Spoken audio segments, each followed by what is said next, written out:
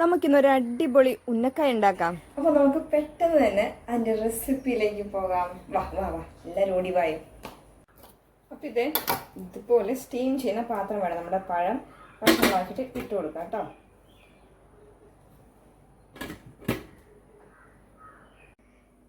നമ്മുടെ പാത്രം നിറയെ പഴമായിട്ടുണ്ട് കേട്ടോ. അങ്ങനെ നമ്മുടെ 3 പഴമാണ് എടുത്തത്. ഏകദേശം നല്ല പഴുത്ത അലുത്ത് പോവാത്ത പഴം നോക്കിയിട്ട് എടുക്കുക കേട്ടോ. അപ്പോഴേ നമുക്കിത് കറക്റ്റായിട്ട് അതിൻ്റെ ഷേപ്പ് ചെയ്യാൻ പറ്റുള്ളൂ. അതിനപ്പോൾ ഇനി ഇത് നമുക്ക് സ്റ്റീം ചെയ്യാൻ വയ്ക്കാം. അപ്പോൾ ഇവന്നെ നമുക്കിതൊന്ന് ആവി കയറ്റാം. ഇതിലേക്ക് ഫില്ലിങ്ങിലേക്ക് നമുക്ക് കുറച്ച് തേങ്ങയും പഞ്ചസാരയുടെ ആവശ്യമുണ്ട്. അപ്പോൾ നമുക്ക് പെട്ടെന്നൊന്ന് തേങ്ങ ചിരകിയെടുക്കാം. നമ്മുടെ പഴം നന്നായിട്ട് ആവി കയറിയിട്ടുണ്ട്. ഇനി നമുക്ക് ഓഫ് ചെയ്ത് വെക്കാം കേട്ടോ. ഇത് നമ്മൾ തേങ്ങ ചിരകി വെച്ചിട്ടുണ്ട്. ഇനി ഇതിലേക്ക് കുറച്ച് ആവശ്യത്തിന് നമുക്ക് പഞ്ചസാര ഇട്ട് കൊടുക്കാം. കുറച്ച് ഏലക്ക പൊടി കൂടെ ചേർത്ത് കൊടുക്കാം കേട്ടോ. നല്ല ചൂടുണ്ട് കേട്ടോ. ചൂടോടുകൂടി ചെയ്യണമെന്നൊന്നുമില്ല. എന്നാലും നമുക്ക് പിന്നെ ഒരു തിരക്കാണല്ലോ. പെട്ടെന്നായാൽ പെട്ടെന്ന് കഴിക്കാമല്ലോ എന്നോർത്തിട്ട് ചെയ്യുകയാണേ. അപ്പോൾ ചൂടൊക്കെ തഴഞ്ഞിട്ട് നമുക്ക് ഇത് ഉടച്ചെടുത്താൽ മതിയാകും. ഞാനിത് പെട്ടെന്ന് നമുക്ക് ഒരു ആവശ്യമുള്ളത് കൊണ്ടാണ് ഇത്രയും ധൃതി പിടിച്ച് ചെയ്യുന്നത് കേട്ടോ. നമ്മൾ പഴമെല്ലാം തൊലി കളഞ്ഞിട്ട് ഒരു പാത്രത്തിൽ ഇട്ടിട്ടുണ്ട്. ഇനി അത് നമുക്കൊന്ന് ഉടച്ചെടുക്കാം. അതിൻ്റെ ആ കറുപ്പ് നാരൊക്കെ നമുക്ക് കളയാം കേട്ടോ. ഇനി ഏസമ്മളുടെ കയ്യിലൊരു സാധനമുണ്ടേ. അതെന്താന്ന് കാണിച്ചു കൊടുത്തേ? എന്താ ഇത്? ഇത് കൂടെ നമുക്ക് ഇതിലേക്ക് ചേർത്ത് കൊടുക്കാവേ. എന്ത് നല്ല നല്ലയാക്കണോ? ഇങ്ങനെയാക്കിയാ മതിയോ? ഇത്ര മതിയോ? പോരെ? ഏസമോള് കൈയിട്ട് നോക്കുന്നോ? എനിക്ക് ചൂടെടുക്കും അല്ലേ?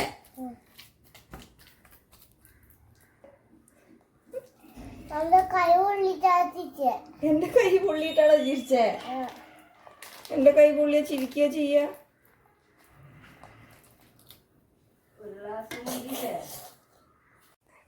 ഇതുപോലെ നന്നായിട്ട് നമുക്ക് പേസ്റ്റ് ചെയ്ത് വെച്ചിട്ടുണ്ട്. ഇനി നമുക്കിതൊന്ന് ഷേപ്പ് ചെയ്തെടുക്കാം.